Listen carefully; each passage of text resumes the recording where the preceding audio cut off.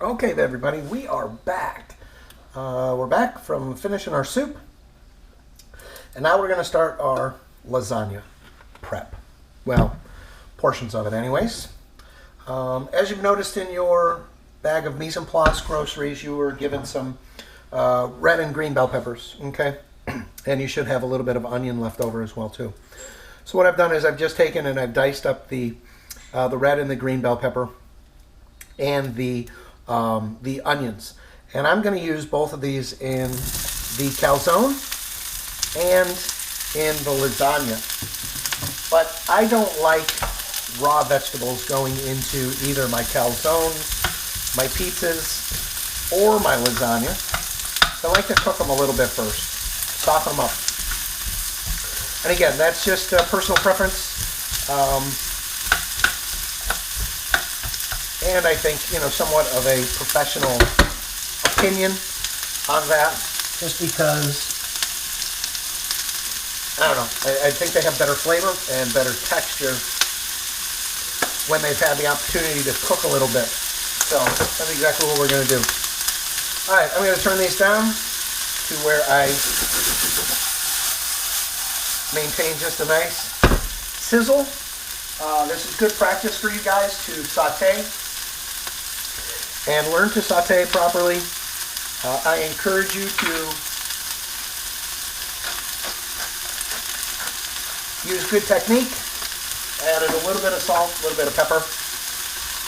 You will need to do the same. But I want you to practice this, okay? Flipping or pan tossing your items. It does take a little bit of practice, but as you can see, when I do it, it's not a violent motion. It's a very just kind of relaxed motion. Look at it from the standpoint of a car accident. What do I mean by that analogy? Because I know you're probably like, that doesn't make sense. Okay, the pan is the car. The ingredients inside are the people, okay? When a car comes to an abrupt stop, if the people aren't buckled in, they keep going. And that's what's kind of happening here, okay? When I have my pan, I give it a little flip, and it's an abrupt stop, okay? Just kind of give it a little twitch, twitch, twitch, twitch. Remember, that pan has a little scoop to it, okay, edge. And that's what gets that stuff up in the air. You can see I'm not throwing it in the air. It's not, up, straight up like this, okay? It's down at a slight angle, twitch, twitch, twitch. So it's flipping back towards you, flat, back towards you. A good one to practice with is croutons. If you have croutons at home, little bag of croutons, get them in a pan, practice tossing those, because they won't stick. A piece of toast in a pan, and you can learn to flip it. Okay, so just a gentle little twitch of the wrist. All right, so I got a plate to put my vegetables in. Now, my sauce. My sauce has cooked about a half an hour, and then I turned it off, while we were doing the soup. It is all ready to go.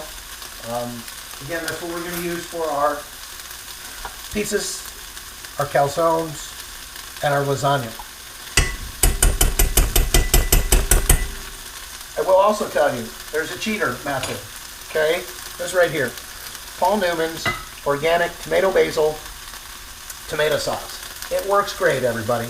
I use this stuff when I'm in a hurry. I don't have time to maybe necessarily make tomato sauce.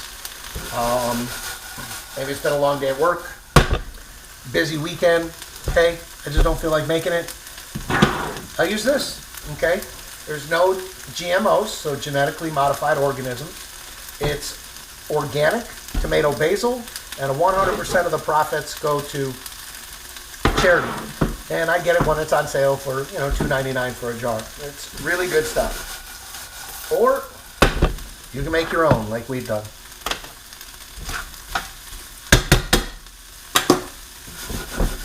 All right, so we're going to cook these vegetables until they become a little softer, and then we are going to cook our Italian sausage for our pizza.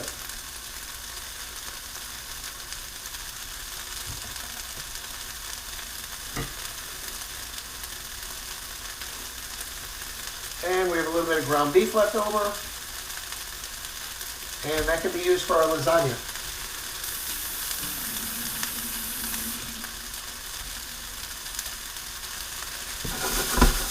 Okay, so practice. Just flip back, flip towards you.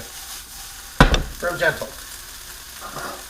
Okay, as you can hear, it's not a real loud sizzle this time. We want it kind of soft, gentle.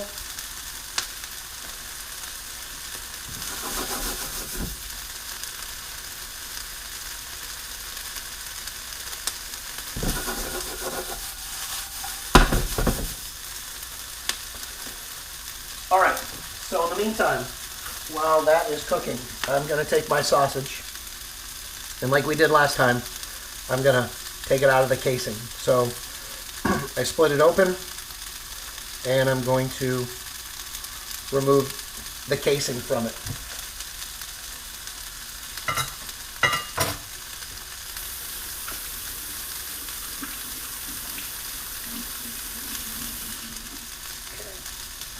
Don't forget to wash and sanitize. So that was the wash part. There's the sanitize part. All right, so we're just kind of getting everything ready right now. Again, that term, as we've learned, is mise en place. So we want to make sure we have all of our mise en place. I have some storage containers, because I do want everything to kind of cool off a little bit. So, you know, a lot of this prep's going to be done ahead of time.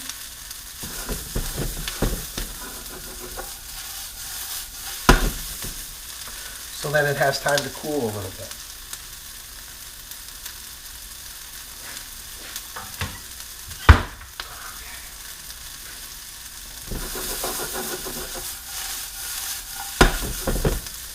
All right, those look good. I'm going to pluck one out. Okay. They're about half done, which is good. That's what I want. About half. I added just a half a pinch of salt. Okay. All right.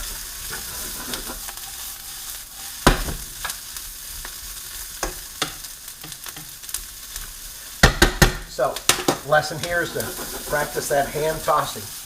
Pan tossing. Pan. Not hand. Okay. All right. We're going to call that done. So we're going to go ahead and we're going to take those out. And I'm going to place them in my bowl. Okay. Right here.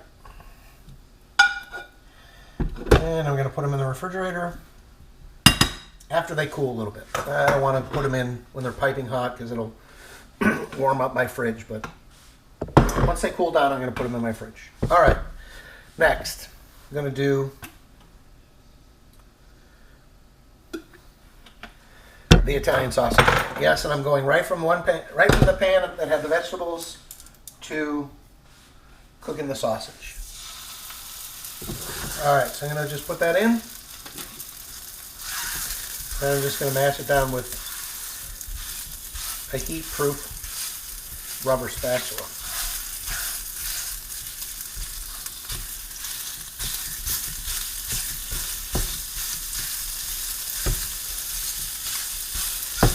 Okay, you can do that with a fork as well too. A fork works really, really well. If you don't have a little rubber spatula, use a fork.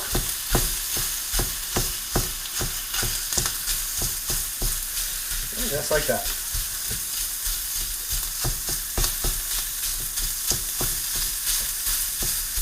It won't take long. Break it up into some nice small pieces. That's why a fork would probably work best for most of you.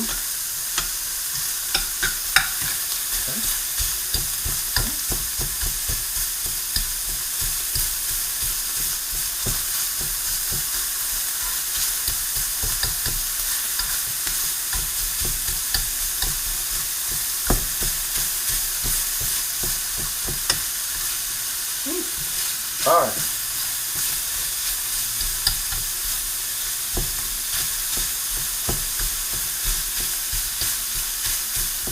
Okay. We're going to call that done. As I said, that won't take long.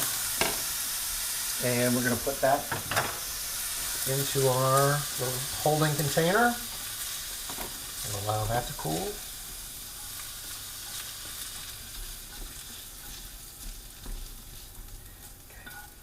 All right, now last one, ground beef. Now certainly I would tell you, you could very easily cook the ground beef and the ground or the pork sausage together. I've kept them separate. To be honest with you, for no apparent reason, other than to give you options. Maybe you don't want ground beef, or maybe somebody doesn't like Italian sausage.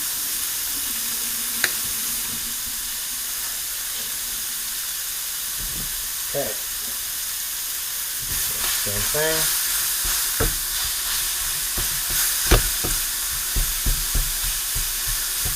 Like that.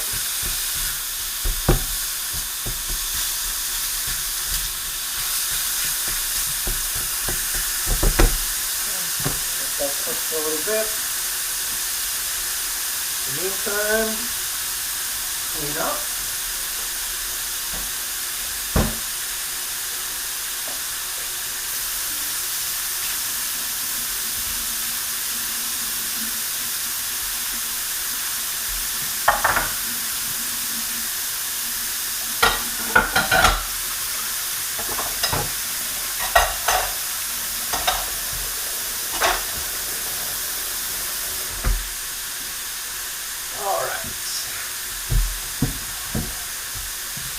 Dish is soaking. A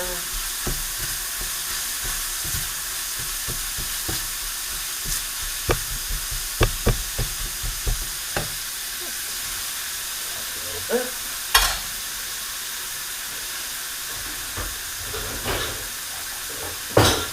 All right.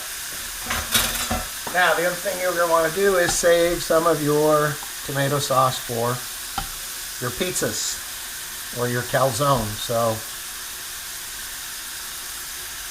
I've taken a 16-ounce deli container and I've filled it almost completely up. So I've got about 2 cups of pizza sauce right there.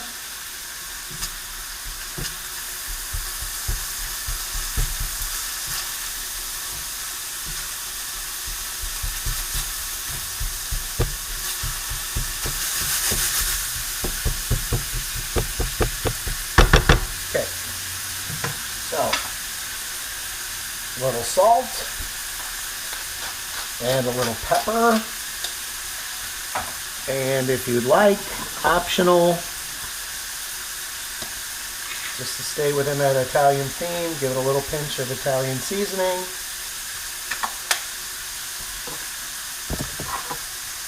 And just a little bit of pepper. So we add a little salt, little pepper, just a touch of Italian seasoning. And the Italian seasoning is optional. You don't have to put it in.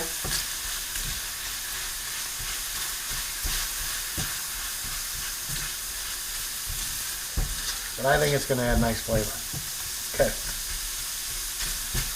So now that's done.